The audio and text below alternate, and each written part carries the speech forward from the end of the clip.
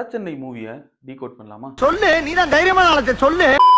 இதுல ரெண்டு விஷயம். ஒண்ணு வந்து பாத்தீங்கன்னா, இந்த சீன்ல குணாவோட தம்பியை ஜெயில வச்சு அடிச்சுடுறதுக்கு செந்தில் வந்து ஒரு பிளான் பண்ணுவாங்க. ஸோ அது எங்கன்னா ஜெயில் டாய்லெட்ல எல்லாரும் மூவி பார்த்துட்டு இருக்கும்போது இவரும் வந்து ரெஸ்ட் ரூம் போவாங்க. பட் இதுல என்ன விஷயம் அப்படின்னா, இந்த ஷாட்டை பாத்தீங்கன்னா செந்தில் குணா தம்பியை கொல்ல வரும்போது இவரோட பொசிஷன் வந்து பாத்தீங்கன்னா கீழே இருந்து ரைட்ல வருவாரு.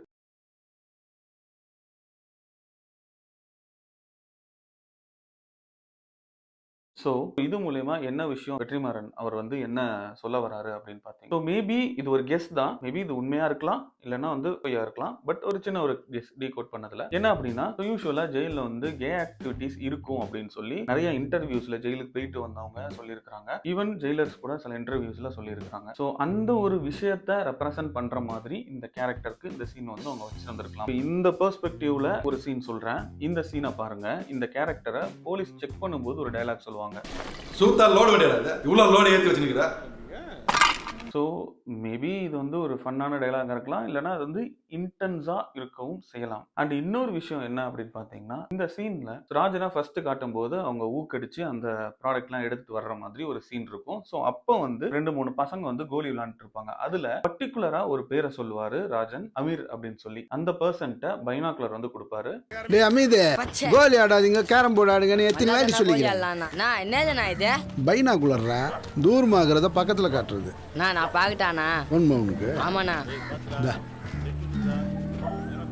ஸோ இந்த சீன்ல அவர் என்ன சொல்றாரு அப்படின்னு பார்த்தீங்கன்னா, தூரத்தில் இருக்கிறத பக்கத்தில் பார்க்க முடியும் அப்படின்றத சொல்றாரு. ஸோ இதை அப்படியே இன்னொரு பெர்ஸ்பெக்டிவ்ல அப்படியே இந்த வேர்ட்ஸை பார்த்தீங்கன்னா, இந்த ஸ்லம்முக்காக ஃபர்ஸ்ட் கோர்ட்ல ஸ்டே ஆர்டர் வாங்கினது இந்த அமீர்ன்ற கேரக்டர் தான். ஸோ இது வந்து அன்போட ஃப்ரெண்ட் அப்படின்னு சொல்லுவாங்க. டயலாக் கூட சொல்லுவாங்க, அன்பு உன்னோட ஃப்ரெண்ட் அமீரை கொஞ்சம் அமைதியா இருக்க சொல்லு அப்படின்னு சொல்லுவாங்க, ஸ்டே ஆர்டர் வாங்கினதுனால. ஸோ இந்த பைனாக்குலர்ல ராஜன் சொன்னது தூரத்தில் இருக்கிறத நம்மளால பக்கத்தில் பார்க்க முடியும் அப்படின்றதையும் அதை அமீர்கிட்ட சொல்லியிருந்தாரு. ஸோ அதை வச்சு இந்த அமீர் இந்த ஸ்லம்முக்கு பின்னால வரப்போற பிரச்சனையை ஃபர்ஸ்டே கணிச்சு அதனால இந்த ஸ்டே ஆர்டர் வாங்கியிருக்காரு. ஏன்னா ஃபர்ஸ்ட் ஸ்டே ஆர்டர் வாங்கினது அமீர் தான். ஸோ மேபி இதை வந்து ரிலேட் பண்றதுக்கான சீனா கூட இருக்கலாம்.